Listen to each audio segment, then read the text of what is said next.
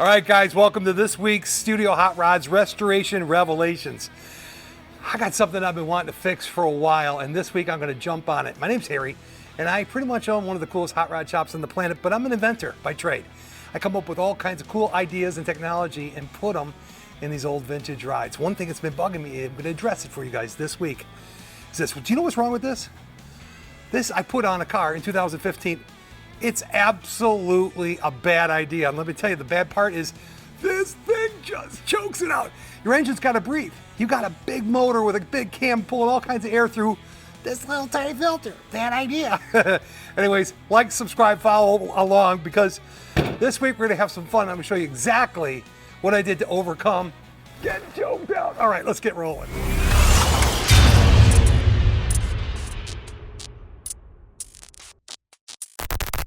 Okay guys, herein lies the problem. Look at the tiny little air filter mounted in this beautiful 1967 Corvette.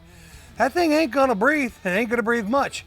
This was actually located at another shop. The gentleman pulled it out of that shop and brought it to us and said, hey, can you finish it? And I'm like, absolutely. We did the paint work on it. We put the interior together. It's an absolutely gorgeous car. And one of the last things I wanna fix on it is that window filter right there. It's terrible. So this is my filter of choice. Ask me why would you want to use K&N, good brand by the way. They don't pay me for this stuff, whatever. Anyways, this is a great filter, and the reason I chose this filter is it's relatively compact, but it's been designed to actually work with the LS7 Corvette motor. So in a C7 Corvette, I believe this is a stock air filter. I use a K&N because I think it's a little bit better, but anyways, now I got to get from, almost tripped over my shoelace. I got to get from this little tiny filter, come in here, zoom in. I got a little tiny filter to the big boy. Little tiny one, big boy. Let's get this big boy. I'm gonna put it in a 71 Chevelle up front because I got the same kind of problem because I built it the same way myself. 1971 LS1 that I built in 2015 with a little tiny filter. Come on, let's remedy that situation right now. I've been working and it's gonna breathe like sometimes I get a cough, but anyways, no more of the little tiny filters. Come on, let's go. Okay, this is a little bit humbling, a little bit emotional. I took off all the clamps so I can just show you how this thing's gonna come out of here, but basically what we're gonna do is we have 3D printed the housing that holds this, and I'm gonna put it all the way back in here. Now I do build them already for my 70 Chevelles, and it'll work on 68, 69, and the 70 Chevelle.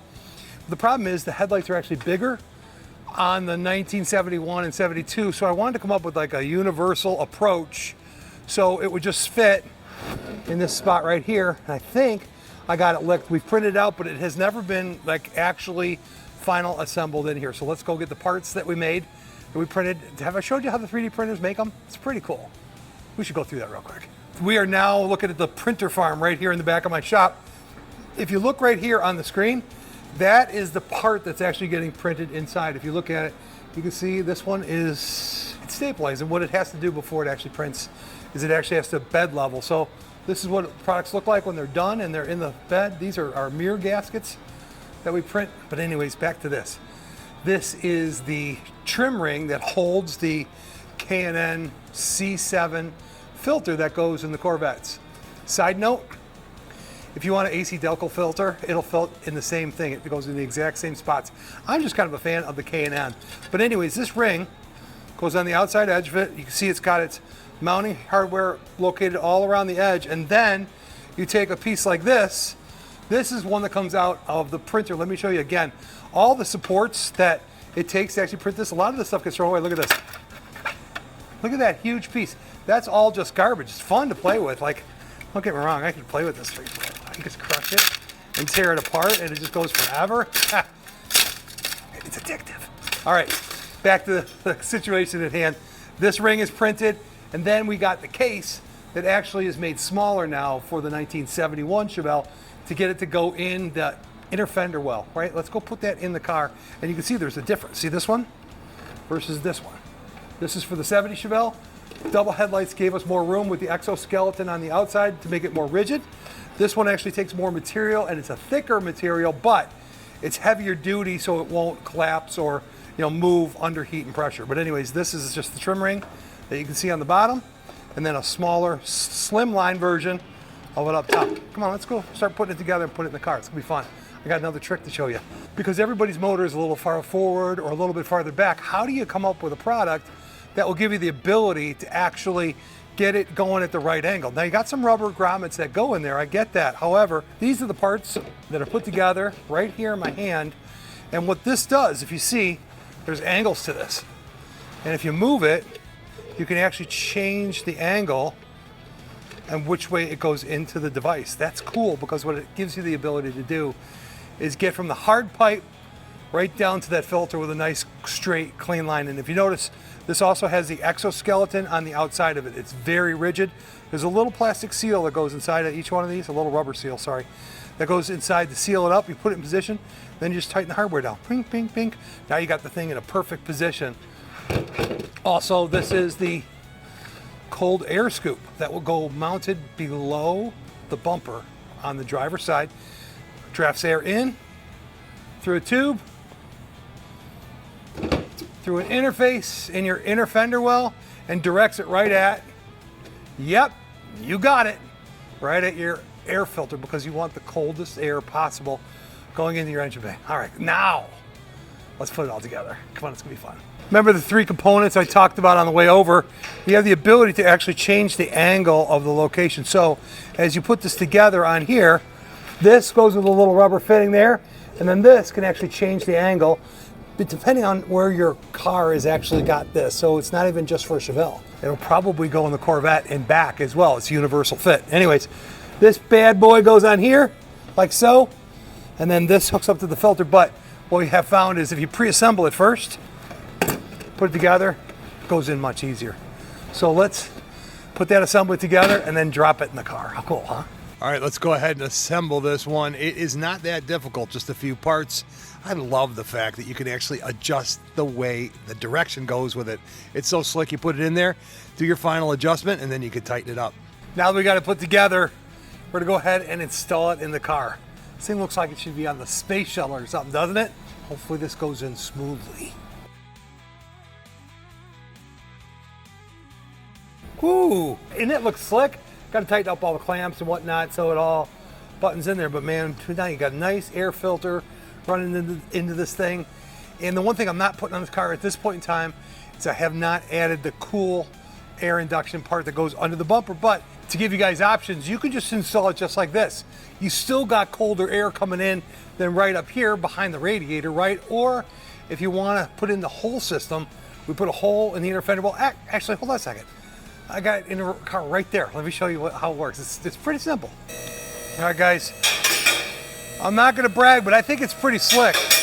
Okay, so you can see that the air comes in the scoop, and it goes right through this tube here. This is a fiberglass lined tube, and it's a high-tech space tube.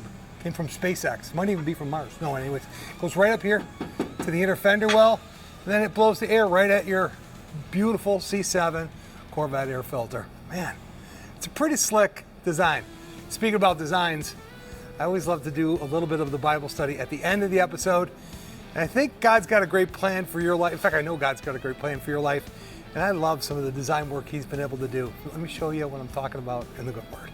Hey guys, favorite part of the episode for me is getting to go to the word, right? The reason I do that is because I was born a believer. You know, I had great parents that were believers, but you know, I really didn't act like it very much as a young man. And you know, as you go through life, I guess as you get older, maybe you get a little bit wiser. But about 6 years ago, a gentleman came into the hot rod shop and I got to be friends with him. He knew I was a believer because of the way I talked. And he said, why don't you consider doing a Bible study right here at the hot rod shop? So we did that, and it's really changed my life because it changes your perspective. There's so much wisdom and knowledge. This is the best book, I think, in the world, because the beginning is Genesis. It tells us how the world was made, all the way to how this world ends. It's the only book that's a history book. It's got, you know, it's got the pyramids, the building, the pharaohs, all that kind of stuff. But I'm going to go to the book of Luke this week for you. And Luke was actually a doctor.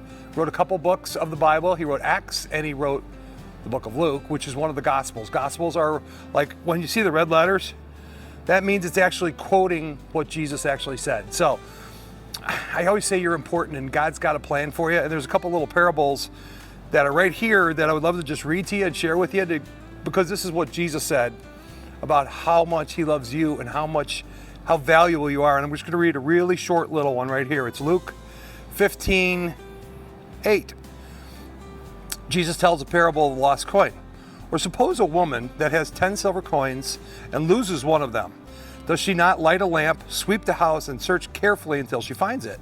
And when she finds it, she calls her friends and neighbors together and says, "Rejoice with me, I have found the lost coin. In the same way, I tell you, there is rejoicing in the presence of the angels of God over one sinner who repents." A sinner repenting means like turning back to God, reconciling your life with God. You know, sin can be caustic. You know, we've got a lot of sin in our life. It can really kind of drive us away. We're like, oh, I don't want to talk to God. He really hates me. He doesn't never hate you. You know, my dad used to say, son, you can love the sinner, but hate the sin, right? Well, God's got a plan for you. He loves you a ton. And just like that one coin, Jesus told us in that parable, like, she just lost one, but when she found it, it meant the world to her. There's all kinds of stories that are just like that, of Jesus talking about how much he loves you and he's got a great plan for your life. So I just want to share that with you and have hope in that. Get a Bible if you need one. You can reach out to me. I will send you a Bible. Seriously, please don't be shy. People have done it and I will send them out. It's all good because it changes the heart. It changes perspective. Man, a life can be really full if you got God in your heart. All right, peace out. I'll see you next week. I'm excited because this creativity stuff that I've been doing and playing with is really so much fun for me. I feel really blessed to share it with you. All right, see you next week.